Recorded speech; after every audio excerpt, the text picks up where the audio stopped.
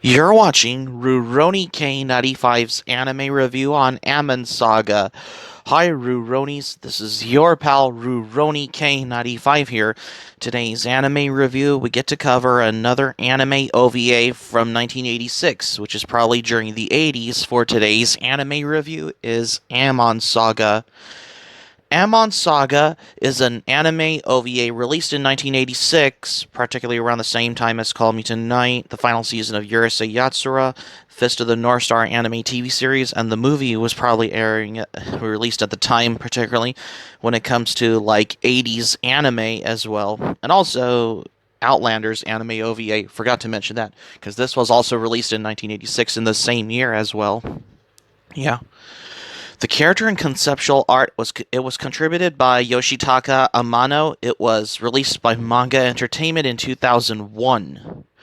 Just because of all this, because let's review Amon Saga. Let's review this. So let's begin. Because did you know that if there was ever a classic case of false advertising, as it would be Amon Saga from the first look at on the cover of DVD, which is particularly released by Manga Entertainment, because it's something very interesting and unheard of, which any not that people know or any anime reviewers know about this. Now I heard it's unheard of for some reason. Amon Saga is a dark sort of fantasy that is overall fairly generic, with lots of plot points and holes that aren't really explained to expect as it was to be explained about what is going on. If you ever watched the anime OVA Amon Saga, particularly for this whatever reason as well, because that's the thing here. Above of all this, particularly, we only know that there is a giant turtle creature with a city on its back called Varlhis, and this thing stomps around killing random villagers and destroying cities. It's a rule as is a Darth Vader type guy who reminded me a lot when Andre the Giant pretending to be the Grey Pirate Roberts in Princess Bride on the bridge. And this emperor seemed to have killed Amon's mother as a child, wanting revenge. The now buff and quiet Amon infuriates Varlhis by becoming one of the emperor's lackeys, and thus the story begins. Enter Lycia, the daughter of a powerful man who has a treasure map to the Valley of Gold, a place that an old mask face wants to plunder. Princess and Amon see each other a few times, and bam, their love enters a game. The game, of course. The crux of the story centers around Amon trying to exact revenge on the Emperor. To expect seeing, if you ever watch this OVA, like what is going on, if you ever watch this anime OVA Amon Saga, it is not like if Sin the movie would have been almost an hour's long, or some combined OVA to wanted to hawk as a feature film, and it's not just some anime that is basically wanted to be intended as adapted into a TV special or or a TV series, particularly unlike any other certain anime titles, or as it was as part of an adapted from a manga title, especially from certain mangas that have been adapted to anime titles. But anyways, that's the question, particularly for Amon Saga, particularly. The problem, besides the generic aspect, is that there isn't a lot of depth in the events that are going on. The Emperor is a gnarly guy with a mask, and we don't even find out why. We don't understand why he's so power hungry, or even why there's a giant walking turtle city in the first place. The Princess side plot seems shallow, and it isn't terribly compelling. Everything about Amon Saga lacks heart, and we aren't drawn to the character in a way. And all in all, this is a lesson. A pretty cover doesn't always mean a great viewing, and Amon Saga definitely falls into the generic dark fantasy crowd. Yep. So for the animation, particularly about Amon Saga anime OVA, the Amon Saga boasts the character designs and artwork from the creator of Vampire Hunter D, which is Hideyuki Kikuchi himself, which has a lot to do with for this OVA, like Amon Saga, if he would have been involved for this, because and it shows many of the characters appear to be straight from the old film, letting out a pleasing appearance for the characters involved. The monsters and such were fairly grotesque and unusual. The actual scenery, such as the landships, Valhis itself, and sunsets, were well done. That being said, there was some very weird animation to be seen near the end, as random sorcerers battle in what appears to be a bad acid trip. Swirls of pastel colors and dragons float across the screen while the sorcerers flash in and out of the screen yelling Hearn type noises, which you expect if you ever watched Amon Saga OVA. But these as wow indeed. The details was decent, though the overall video quality made the visuals look fuzzy and a bit washed out as expect if you wanted to see a better anime and better quality, unlike Amon Saga in particular. But that's the question though. That's not what I meant as well.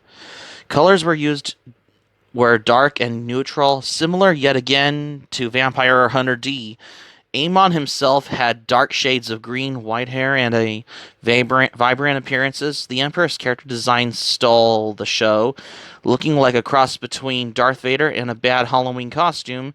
Just wait till you'll see his real appearance under the mask. Who is the person who is underneath the mask? But that is the question for this particular anime OVA, like Amon Saga. Besides, it's basically like if you're given in the title to explain what it is about Amon Saga, about what it is to explain about this particular OVA anime as well.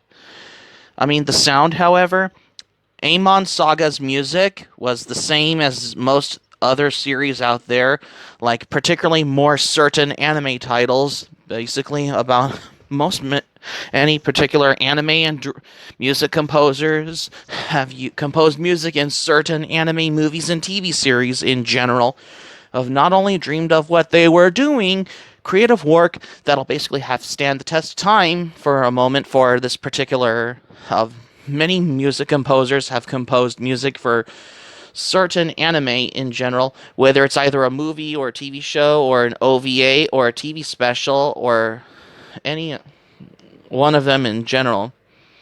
They have composed every certain music for a certain anime title, either it's a movie or a TV series or a TV special, because they have done this above rather occasions as well. Two are less than the satisfactory results for the credibility. Forgettable. I had to go back to the second time to remind myself of what tracks were played, if it was of any certain tracks you would have recognized, and found a mix of synthy or cheesy tracks that were generic and how is it intended to be, just hear what is going on as well. The other half were orchestral, moody pieces, which did actually fit well and reminded me of the RPG. This OVA was made in the 80s, so it makes sense that a whole majority would be synths as well. Kind of like most certain anime titles in general out there. It's like if you would have expected from Robot Carnival or any certain anime that was made in the 80s for the satisfactory results, particularly if you ever watched Amon Saga as well. Come to think of it, because this was part of the 80s anime, which is probably when anime has starting to become a view in the Japanese public eye during the 80s as well. So it makes sense that the majority would be synths. But it still felt terribly unexciting. The psychedelic sounds during the sorcerer fight definitely were how you expect seeing, though, and certainly helped that scene with its effectiveness. Voice acting seemed fine, whether it's either dubbed in English or Japanese dub, but it's basically dubbed in Japanese, particularly because this was released in Japan during 1986, particularly, which it seemed fine as well. I mean, the characters, however, the characters were fairly shallow and none of them were developed at all, as it needs to be having some character development or giving the profile on certain character for this particular anime OVA like Amon Saga as well. particularly. We know basically nothing about Amon except that he's pissed off quite yet strong and his mother died in the past. We get to see his swordmaster briefly, but only a few sentences are said, and that's it. Then there are Amon's goon friends who aren't helped developed either, as if they needed to be intended to be developed as well. And Licha, the stereotypical princess who falls in love with Amon for no reason at all. Sounds exciting? Oh, it was. Definitely. The sorcerers, particularly, were my favorite characters by far, but they came out of nowhere and only were around for the psychedelic fight scene. Why they were my favorite? Because that was scene was great and the rest of the characters just weren't exciting, as if they were exciting, particularly to expect to see if you ever see what is going on with the characters, particularly if you see it in the anime Amon Saga, or if you even watched it, at least you have, or if you haven't seen it in particular, but that's not what I meant, because that is the question, though, particularly for this anime OVA like Amon Saga as well. But overall, Amon Saga is very generic and very average dark fantasy romp, though that is forgettable on every level. There are no plot points that will intrigue you, as if they need to have more plot points to be intended to expectly see what is going on, particularly in this anime OVA, that will intrigue you, except wondering what the fuck is up with the Masked Emperor. I mean, the different and intriguing characters, forgettable music, and admittedly good animation, as if you would have watched this. I can't see this getting higher than a 6, but I'll mark it down a bit anyways, and the primary credibility. But if you're looking for anything fantasy related, like Vampire Hunter D visual style artwork, or generally bored and have infinite free time, you might enjoy this anime OVA Amon Saga. Otherwise, particularly regardless, if you're looking for a fantasy anime OVA that'll have intriguing elements and well, check out Amon Saga. Otherwise, you'll end up with notable titles such as Sword Art Online. But that is the question, though. But anyways, overall, the character that makes a resemblance to D from Vampire Hunter D that I noticed in Amon Saga particularly as well. I mean, the character, however, that I found is basically Ikuna, who is a legendary swordsman and poet who trained Amon after his mother died. He regrets seeing Amon use his talent for revenge.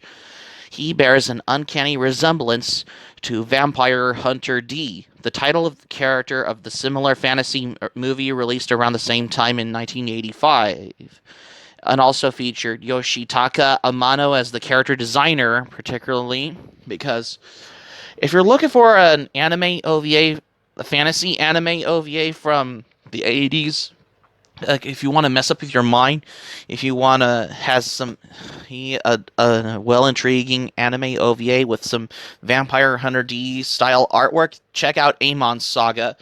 Otherwise, you'll watch other notable titles such as Dark Side Blues or Ninja Scroll, particularly. If you haven't seen it, I highly recommend you check it out. You can watch it on YouTube for free, or you can get it on DVD because it's only released by Manga Entertainment as well. So that's going to be it for my anime review on Amon Saga for today's anime review. Thank you for watching, but before we go, here's my thoughts on this. When I first watched it, I still really admired it, and I didn't know that the artwork is basically the Vampire Hunter D style artwork, which is expectedly what is going on, particularly to expect what it is about Amon Saga, because the artwork is very Vampire Hunter D-esque style artwork for this particular anime. If you haven't seen it, check it out. Hope subscribe for content. My anime planet link in the description below. You can share this video on your Twitter, Facebook if you have Twitter and Facebook account, and all social media. Be sure to give this video a thumbs up by clicking on the like button on this video. Feel free to leave in the comments in the comment section below. Be sure to subscribe to my channel, RuRoniK95. Feel free to join my channel, especially if you're new to my channel. Hit the notifications bell button. Be sure to get notified. Keep it otaku for this anime review, and I got another anime review next. Stay tuned for my next anime review. I got another Dragon Ball related anime review for tomorrow's anime review on Dragon Ball. Stay tuned for my next anime review on Dragon Ball, because you won't want to miss another anime review.